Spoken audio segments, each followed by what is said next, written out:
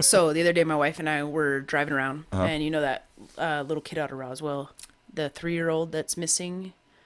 I You heard about that? don't. I have Okay, not heard that. so a dad in Roswell. I'm not sure about all the facts, so I don't want to say anything completely wrong, but from what I understand is that he killed the baby mama and took the kid, So the 3-year-old he's kid. missing right now? Yes, Jesus there's Christ. still an Amber Alert going on right now. Okay. I did get an Amber Alert. I do Yes, remember so that. that's still the Okay. same one, and they haven't found him yet. Okay. And they found the mom dead, strangled in the house the next day or 2 days later or something. Yeah. So we were talking about that because there's a billboard on I-25. Like And of the child? of the child and then the dad Gotcha. wanted. So we were talking about that, and I was like, do you think like he's freaking out? That he's like, damn, the whole world's looking for me right now. Mm-hmm. And she's like, no, there's no way that these guys could have regret for anything. Like murderers don't have regret for anything. So I no, don't think he's that's not true. worried. No, me neither. Yeah. But she's like, no one's looking, he's not worried that anyone's looking for him. He has one thing on his mind, getting away. He got, I guess that's partially true, probably. maybe for him, Yeah. but it prompted me to ask her, so you don't think that any murderers are able to like regret their actions? And she's like, no, I don't think so. Yeah.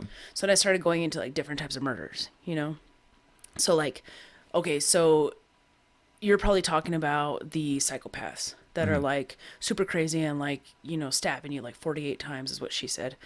Or you're going around like a serial killer or whatever. Yeah. Right? So no, those ones probably don't have any remorse for what they did. But there's different types of murderers too. For sure. There's like a situation that went awry. Yeah, there's like a planning on it. spontaneous or premeditated, right? Or I you feel were like there's different drunk, types of people. Or Yeah. you weren't planning on hurting someone and they ended up dying because of your actions, but you'd still be a murderer.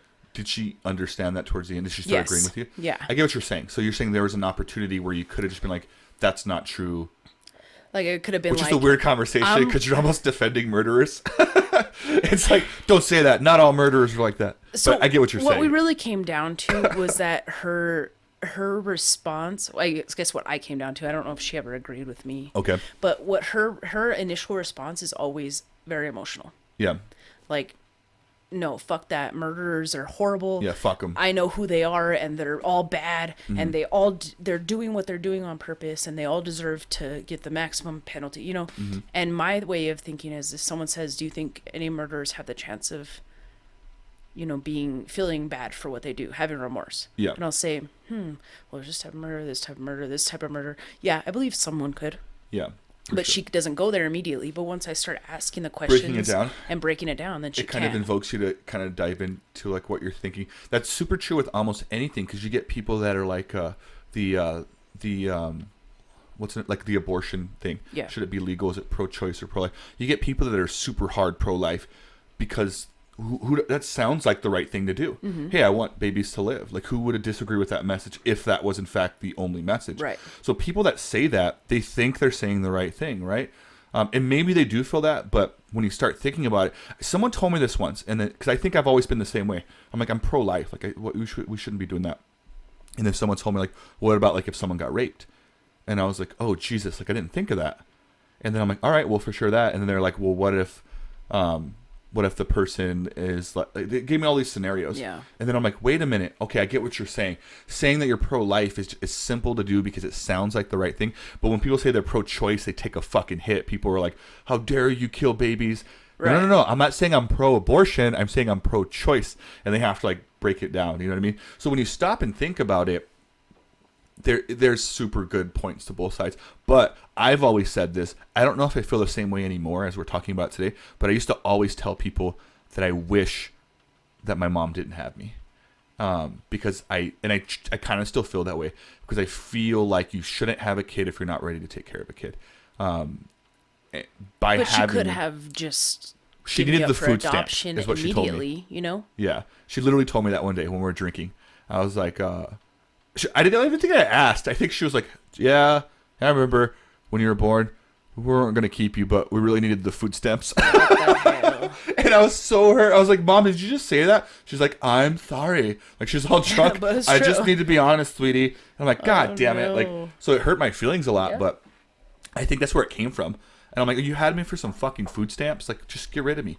I think my vision has changed because I'm proud of who I am, and I think the people around me deserve for me to feel good about that too. So I don't know if I still feel the same way, but part of me does. I do feel like you should be careful with what you do if you can't, which I don't have a kid right now, which I can raise a kid, but there's things that I want to get right before I have a kid.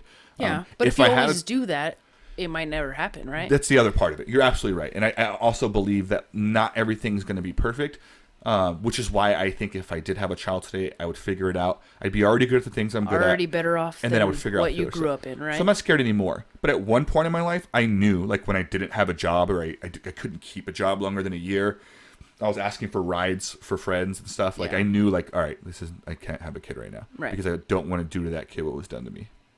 So I think I at least am at that place about it. But I don't know. I still think if you made me pick a side, I think I would still lean pro-choice. Because I think people, like, who are you to tell someone else what to do? Yeah. Like, I never think, whether I like it or not, I just think it's your choice. Yeah, I think the beauty of it is that I can usually see all sides. Yeah. You know, like I can see the pros and cons to every side of an argument. Do you think it's because you take a genuine interest in understanding both sides? Yeah. Yeah. Yeah. That same mentality should be something you take towards everything, right? And I like that. I like that I can be like, okay, so why do you feel this way? It ended up in this conversation. That I ended up, she saw my side more like, oh, I could see like the light bulb kind of go off. That wasn't really my intention, but I feel like maybe it was. The other side of that is it's cool that she allowed herself to hear you out. Yeah. Because some people are so fucking stubborn to where even when you break it down, what do you think this person should, you know what I mean? They're like, no. And you know they get your point, but they're just being stubborn because they don't want to be wrong. So it's pretty cool of Ceci to go like, you know what? Now that and she's open one of those to it. people, though. She is like she's pretty stubborn, and she is the type to say like she'll rather than maybe hearing my point, she'd rather just get upset. Yeah. And just be like, oh, I don't want to fight about this. I wasn't trying to fight though. You know, I was trying to have a conversation, but I think this was one of the first times really that we were complete opposites on something, and she actually heard me out, and she actually like, I had to tell her. I think I felt the need to tell her at least once, like, not an argument. Yeah. Just want to know your opinion. Yeah. And then it ended up coming out favorably, you know. Yeah, that's really cool. Did it feel like whenever that was over, where you're like, I kind of want to take this approach more often? Yeah. Yeah. Or do you like it was fun. Did you tell her like, hey, I appreciate how you did this? Because maybe if she doesn't know that, right? I started noticing if you tell people you appreciate them for things, they make more of an effort to do that. I'll give you a good example. And I don't know why I keep going back to middle school. In middle school, I had a teacher. I saw her years later, and she ended up telling me why she did this, and I'll tell you at the end. But someone said like, how do you spell this? And she was like, ask Will. He's a good speller. He's probably the best speller in the class. He always gets the highest grades on spelling. And I was like, yeah, I'll look at it. And I didn't think of myself as a good speller. And I wasn't a good speller. And so but then from then on, everyone in the class would come to me. Hey, Will, can you spell check my paper? So then I went home and I started learning how to spell better because I now had to live up to this thing that I was. That's smart. So I started doing that. And then later on in life, I saw her and I talked to her about it. And I said, hey, I don't think I was a good speller. She was like, no, you're a shitty speller. Why do you think I said that? She's like, I needed to find a way to get you to like pay attention to that. Wow. And I was like, how fucking genius was that? Yeah. But reminding someone of something, and I'm not saying to make stuff up, right? The point isn't to go like, hey, you're an awesome dresser, and then maybe they'll dress better, whatever the case is. But if you do like something, I think as human beings, we forget to appreciate it. But when you appreciate it, it helps them do it better. It helps them feel better.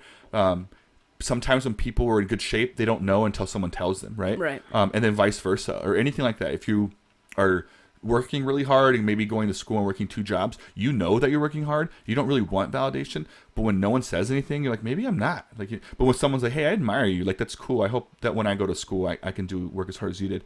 They go like, yeah, and then they go work even harder and they keep doing it. It gives them like the motivation to do it. So I think those things are important too. So maybe like telling her like, hey, remember the other day? Like, I think it's pretty cool that you did that. Even if it never happens again, it's maybe it'll like, and she could do that for you if there's stuff that you fuck up at and she wants to do better. I think she does really good at that. She does? Like, yeah, reminding you of it? She's really good at like thanking me for things, you know? Mm-hmm. Even something silly as like, oh, you made the bed today.